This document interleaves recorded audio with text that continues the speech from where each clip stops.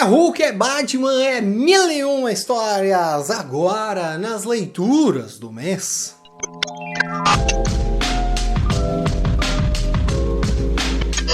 Fala galerinha, eu sou Adriel Jamanella, sejam bem-vindos ao Gibizinho, hoje com as leituras do mês. Sim, tem Cavaleiro da Lua, tem Pantera Negra, tem Batman, tem Hulk, tem um monte de coisa muito legal. E vamos começando com as edições que eu não tenho a versão física, entenda como você quiser, eu comprei a versão digital.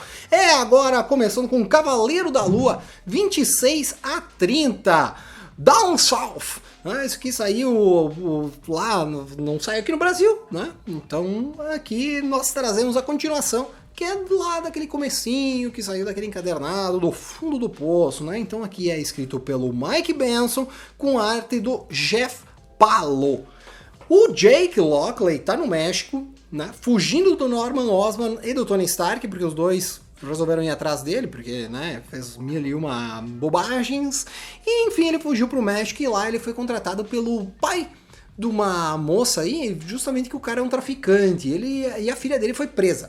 Daí ele disse assim, não, você tem que ir lá soltar minha filha, eu te pago aqui uma caralhada de grana, e o Jake vai lá, ajuda, né, a libertar a moça, só que daí, na verdade, seria sacrificada. O pai ia matar a moça justamente para mostrar pros novos sócios desse traficante, um bando russo, para mostrar que ele era do mal, que ele era malvadão e que podia confiar nele, né.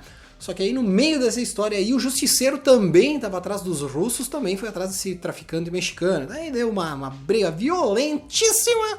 Inclusive apareceu ter uma terceira figura também atrás do mexicano aí, um ser muito louco, uma doideira.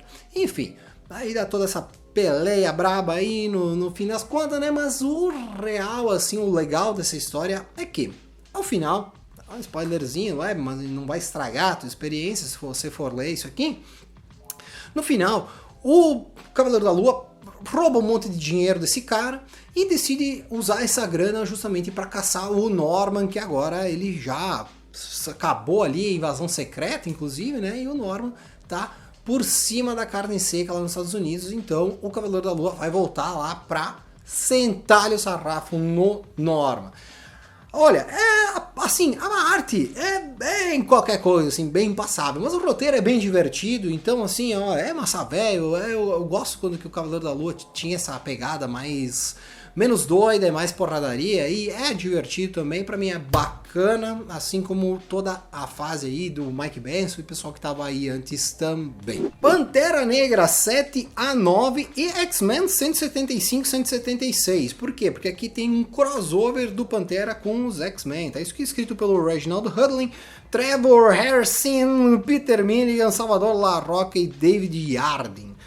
Primeiramente, a gente tem a participação do Pantera Negra lá na Dinastia M, onde mostra algumas coisas bem interessantes, por exemplo, o Pantera casado com a Tempestade. Isso aí depois acabou se tornando realidade, né? Não ficou só nesse mundo alternativo.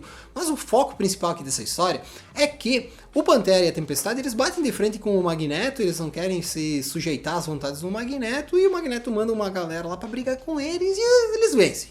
A Pantera Negra vence aí, justamente com a ajuda dos Illuminati, né? Claro, não fala que é os Illuminati, mas é os caras lá dos Illuminati, lá o Raio Negro e tudo mais, né? Aqui o Raio Negro não morre antes de falar alguma coisa, né? Enfim, bem interessante.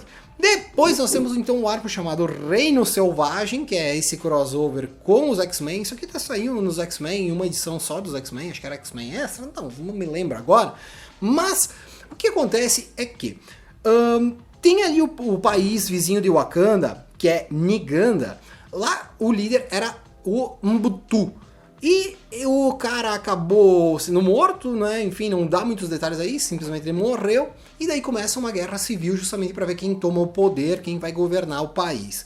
Nisso aparece o Fantasma Vermelho lá, um soviético muito doido lá, com uns macacos falantes, e eles querem dominar o país para eles, para ir crescendo, aí, enfim, expandindo as suas conquistas, etc, né? Daí para isso eles criam uns seres ali, tipo uns lagartos gigantes, uns bichos bem bizarros aí, e começam a atacar as pessoas. Isso chama a atenção não só do Pantera Negra, que tá ali do lado, né, em Wakanda, mas também dos X-Men, porque aparentemente tem alguma coisa a ver com mutante isso aí, né? E daí depois se revela, né, que tem tudo a ver, e, enfim, que na verdade não tudo a ver, mas enfim, tem um pouquinho a ver. Daí tá lá, vai todo mundo ali, se reúne, senta a pau os vilão, aí tudo certo, né. O importante, assim, acho que o ponto principal aqui é que o Pantera começa a flertar com a Ororo novamente, justamente pra ficar com ela e, como vocês sabem, na sequência eles acabam ficando juntos, né? Enfim, apesar da arte, assim, eu não gosto muito da arte de Salvador La Roca, e os outros caras aqui também não é nenhum petardo desenhístico, né? Mas, assim, a arte é razoável pra bonzinho, né? E o roteiro, sim, é divertido, é bem bom, é bem bacana, né? A parte do Pantera Negra tá sendo bem divertida, e agora, sim, daqui pra adiante, daí sim, tem a versão física que saiu no Marvel Action, daí vou mostrar para vocês mais imagens no próximo mês. E agora X-Force 15 a 20, do Benjamin Percy, Joshua Carrara e Gary Brown. Um barco afunda ali perto de Krakoa, daí o pessoal de Krakoa resolve ir lá ver o que aconteceu, daí tem uns seres marítimos muito doidos, e daí eles acabam encontrando um Namor lá. O Namor dá um fim nos bichos e diz assim, se liguem aí, não sei o que. Na sequência, um outro barco também é atacado aparentemente pela X-Force, né? Eu tenho os caras ali, lá tem a Garra Wolverine, os caras, é uma loucura. E principalmente o Kid Ômega parece que invadiu a mente de toda a galera lá do barco. E daí os sobreviventes então estão botando a culpa aí, estão dizendo que foi Krakoa, né? Foi os mutantes que mataram aquela galera toda que estava no barco. Enfim, o Kid Ômega, inclusive, ele foi investigar o barco enquanto ele ainda estava em movimento, digamos assim, e ao chegar lá ele viu a cena, assim, toda a destruição e tudo mais, e ele mesmo morreu. E isso leva ele a uma jornada no interior de sua mente, onde que ele começa a meio que refletir, né, porque ele tá sempre morrendo, toda hora tá sendo morto aí nas missões da X-Force, enfim. Aí vai mostrar por que ele é assim e tal, não sei o que. Bom, eu não sou fã do Kid Ômega, pra mim o Kid Ômega ele segue sendo aquele cara que fazia bullying lá nos X-Men do Morrison. Eu não vou com a lata dele. Infelizmente é um cara que pra mim tanto faz quanto tanto fez. E aqui é mais o foco nele. Inclusive tem uma historinha aí também que fecha esse arco aqui, edição 20, que é do Hellfire Gala, o bailão dos mutantes. Aí também tá o Kid Ômega lá meio que cuidando dos negócios, e tem o pessoal de Terra Verde que tenta invadir a festa e tal. Bom, enfim, X-Force, eu vou dizer que eu achava mais legal, mas eu acho que tá sendo meio repetitivo, e parece que é meio que um padrão dentro desses X-Men aí do Jonathan Hickman. Eu tô perdendo a vontade de ler, tá? Isso aqui eu achei bem passável. Não tô mais muito afim, eu acho que realmente eu vou focar no sei lá no que. Pra mim, os satânicos que é bem divertido aí. Mas enfim, vamos ler aí, sei lá, vamos continuar, tentar aí mais um pouco, né? Bom, e agora nós vamos para as versões físicas, daí eu vou mostrar a nossa linda câmera maravilhosa nova aí pra você ver o conteúdo dessas histórias.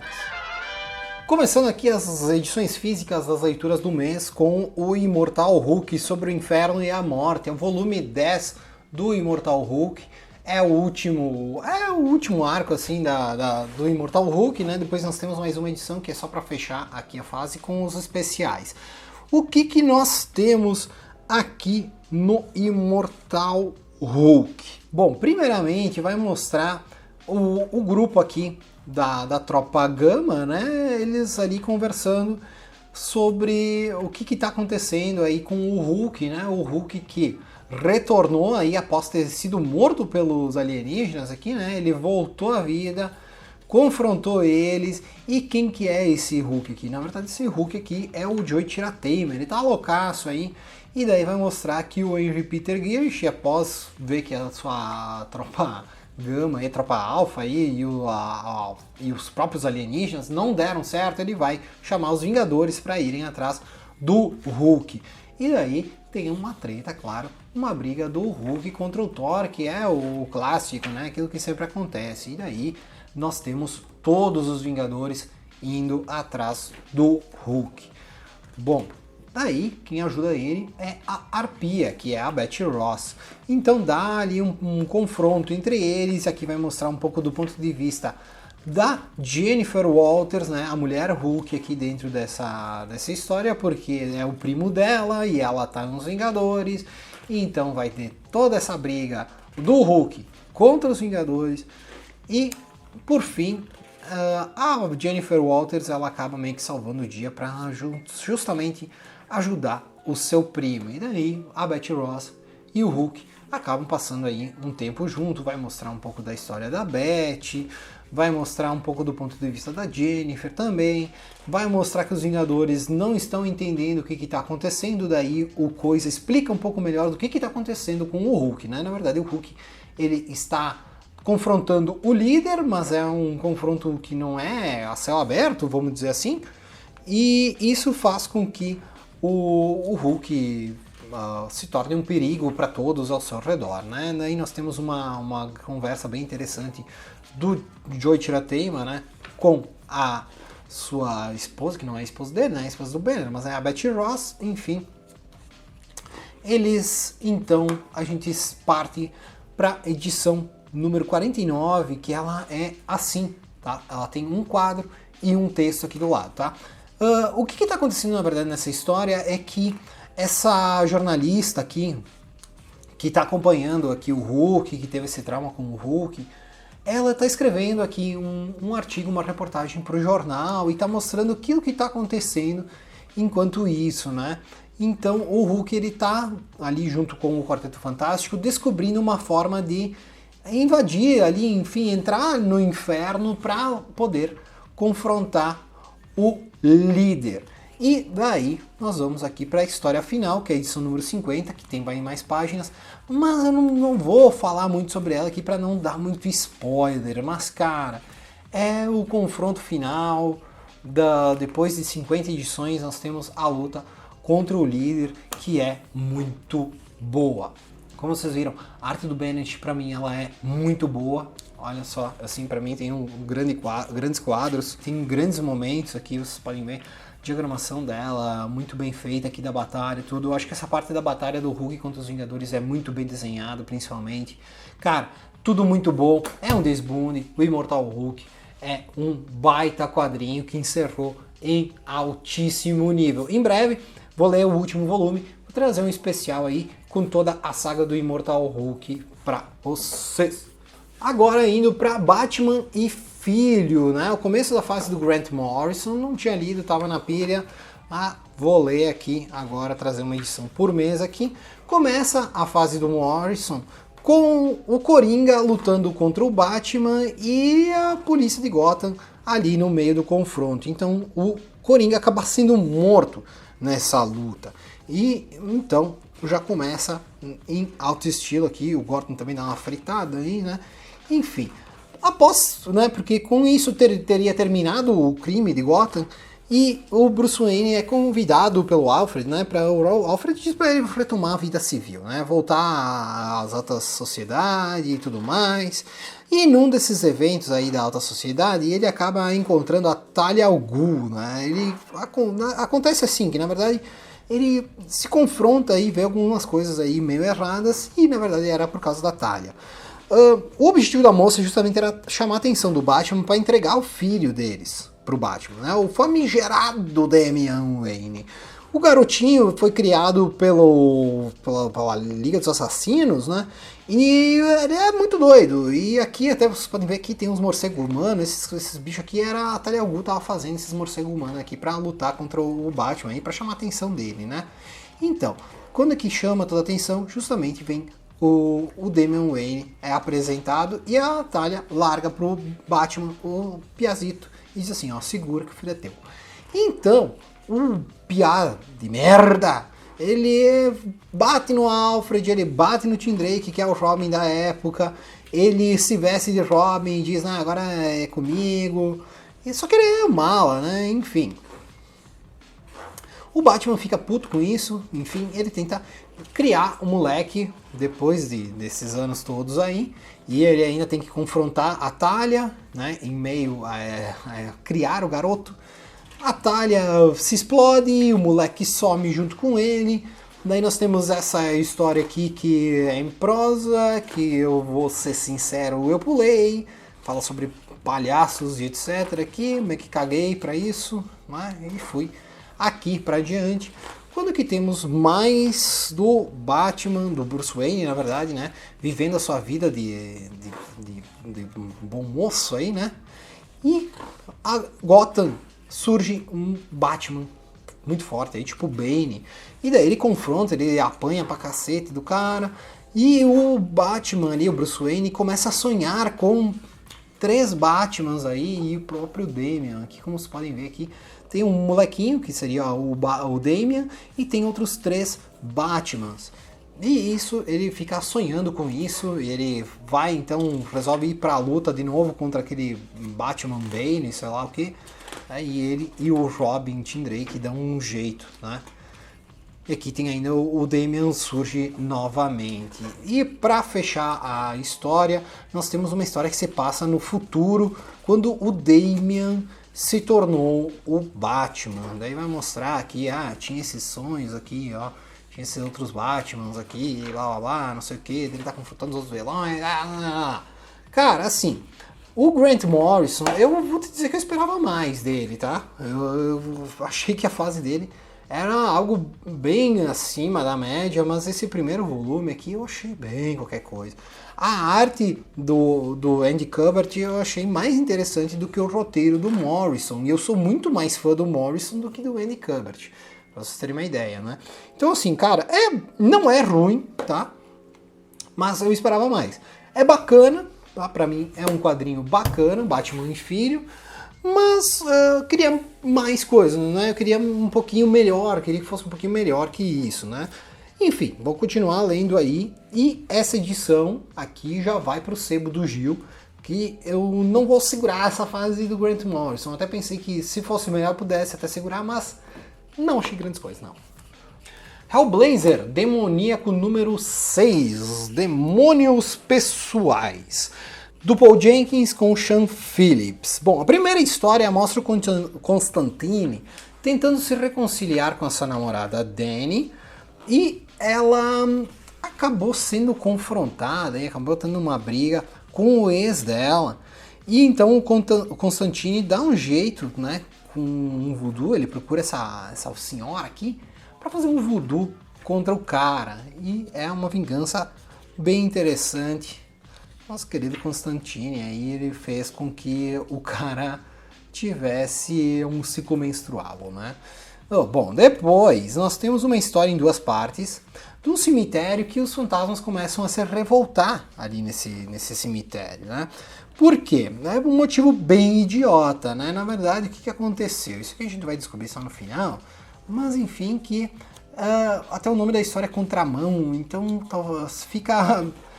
o motivo é idiota, mas na verdade é porque os fantasmas se irritam quando as pessoas circulam pelo cemitério no sentido anti-horário.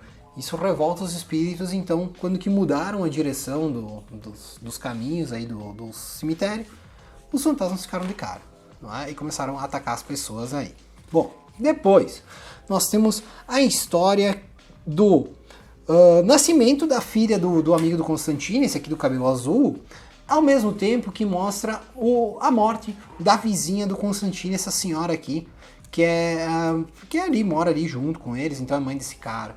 Tá? Então vai mostrar as duas coisas, o nascimento e uma morte ao mesmo tempo, o Constantine lidando com as duas, como é que ele lida com as duas, né? Qual que é aquela que ele se dá melhor, enfim, né? Que ele aceita melhor. Até meio estranho isso, né? Mas enfim, é por aí.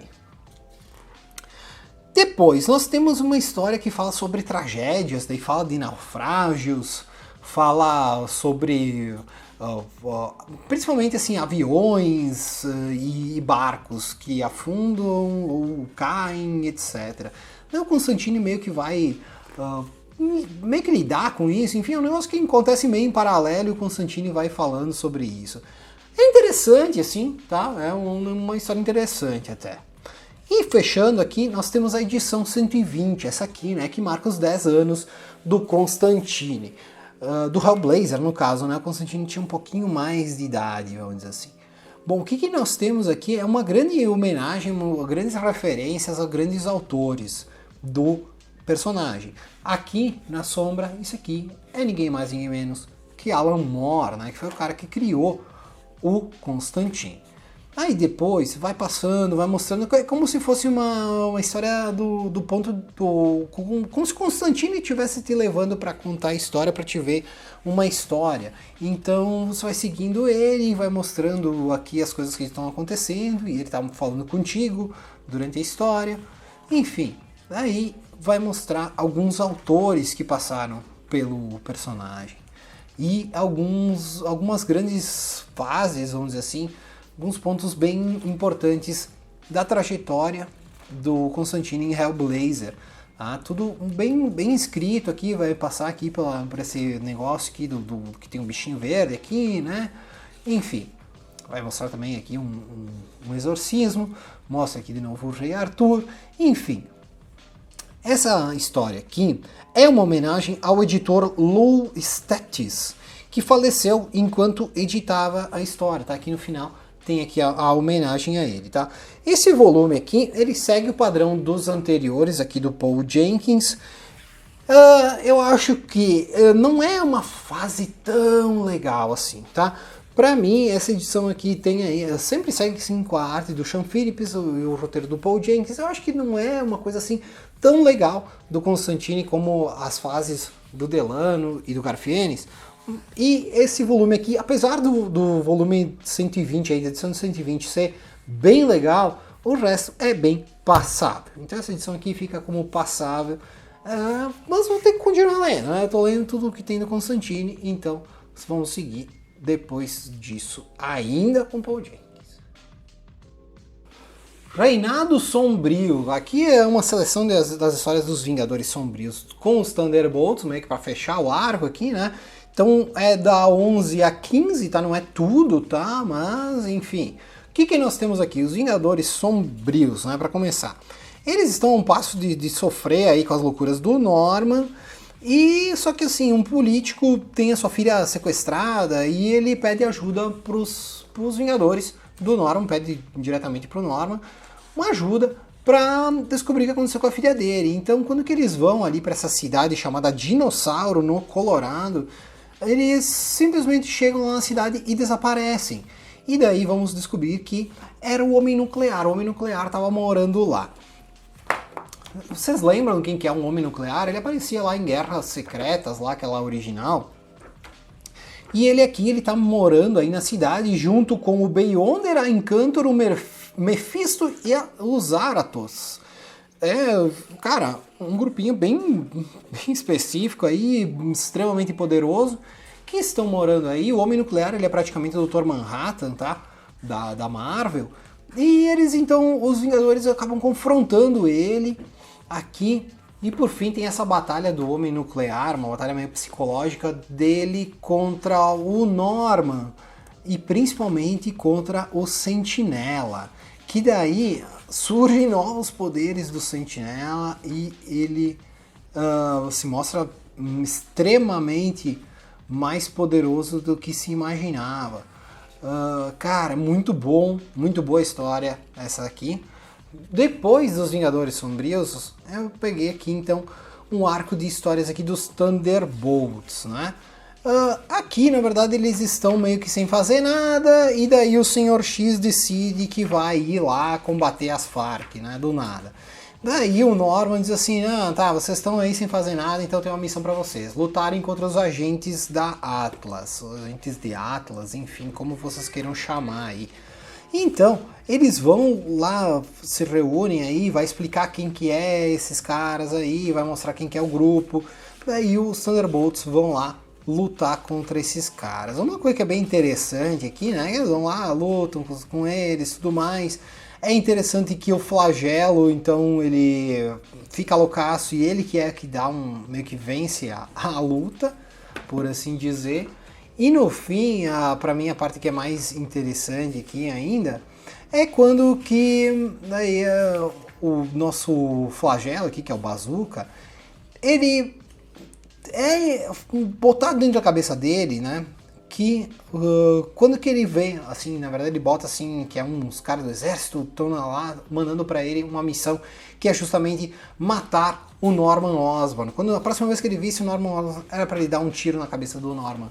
E aqui Quando que aparece o Norman, ele aparece num holograma. E ele dá um tiro e ele acaba matando o Carrasco. Cara, é bem divertido. Thunderbolts é bem legal. Meu, é muito bacana a fase do Reinado Sombrio. Então eu gosto muito disso aqui, principalmente aquilo que é escrito pelo Bendis.